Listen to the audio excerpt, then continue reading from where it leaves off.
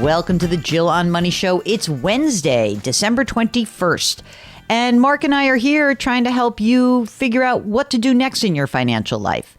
And that could mean lots of different things. You don't have to have great financial circumstances. You could have lousy financial circumstances. We don't really care. We would like to help you make the next best financial decisions. That's it. That's all you need to do. So if that's you, hop onto the website, JillOnMoney.com, click the Contact Us button, and we'll get you on the air. Mark does all that work. Today, we're talking to Donna from Georgia. So my question is, my husband and I have always been in the pay off debt mindset. First, we paid off $100,000 in student loans. Then we paid off our mortgage. And we have always saved for retirement, but now I'm wondering, did we save enough for retirement? I don't know. Do we need to all of a sudden save more? And we also have 2 kids going to college in the next few years. How dare they do that? I know. Gosh. Okay. How old are the kids? They are 18 and 16, so I've got a senior and a sophomore. Okay. And tell us a little bit about your situation. How much do you guys earn together? We earn about $225, sometimes a little more. My husband is employed by a hospital, okay, and I am self-employed. Okay, so that's the about and the upside around that. Okay, yep. Great. Right now, on that $225 a year, how much are you putting into retirement? We put about $46,000 to $50,000 a year. He fully funds his 401k, and we're both 50, and so we do the catch-up. Great. And then I have a simple and have always funded that and do the catch-up too. Great. So you're putting a lot of money away. You really focused on, you got rid of the debt. You said 100, is that what you said in student loans? Yes. When he graduated, he had $112,000 in student loans. Did you know, now listen, the kids would say, oh my God, why did you marry somebody with $112,000 in debt? Yeah. But you were in love, right?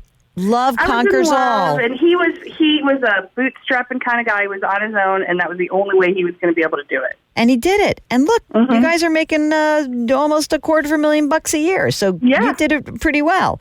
So you paid that off, and you paid off the mortgage. How much is the house worth?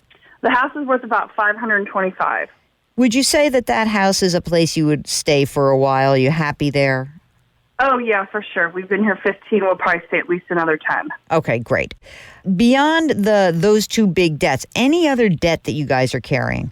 0. No car payments, nothing. Fantastic. Okay. Now, you probably have a really good sense of your cash flow because out of the $225, let's just say you're putting $50 into retirement, you're paying taxes. And so how much do you think on a monthly basis you're actually spending? We spend around, probably around $6,000 a month. So, are either of you going to be entitled to any pensions when you retire? Nope, nothing. Okay. And have you looked at your Social Security benefit that in the future, like, hey, if we work until our full retirement age, this is what we will actually get? Yeah, I did look at my husband's, not mine, and his was in the $2,500 range. Okay. How much do you usually take in from your business? And you're paying like Social Security taxes for yourself as the employer and the Correct. Employee, right? How much are you generally making? Not every single year, but about your right. share. We do a salary for me strategically for taxes. Okay, what's the salary?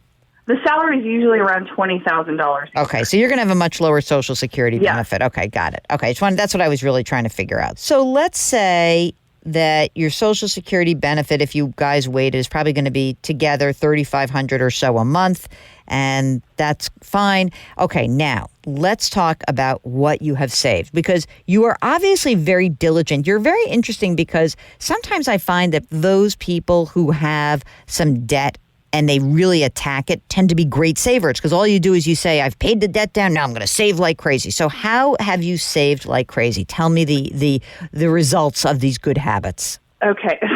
So we have always fully funded 401k and Simple. And as a result of that, we've got about $700,000 in Vanguard. Mm-hmm. And then another like $2.25 in a brokerage firm that I think we want to move because it's charging us 1%. And then the rest is my husband's current 401k with Fidelity and stocks. Okay. So we've got about almost $1.1 million. That's great. That's fantastic. And you have an emergency reserve fund? Yeah, we have about $50,000. Okay, great. So we have these kids. We got to get them through school. Are these? Are you planning? Had you saved any money for education, or did you do the retirement tango first? We did the retirement tango first. Beautiful. And we are my kids. We live in Georgia, and Georgia has the HOPE. I don't know if you know what that is, but if you earn a 3.0 or above, you get 80% of your tuition paid. So most kids don't leave. Why would you? Right? Why would you? Holy moly! My kids will stay in state, and so we're thinking anywhere between $15,000 to $25,000, depending upon the school, which state school they go to. Mm-hmm. You mean on an annual basis for room, board, blah blah blah? Okay, books. Oh, those books. So this is really great. Are you going to pull back on your retirement? No. So how will you fund that $15,000 to $25,000? We will, because we just paid off the house and our mortgage was $2,500 a month.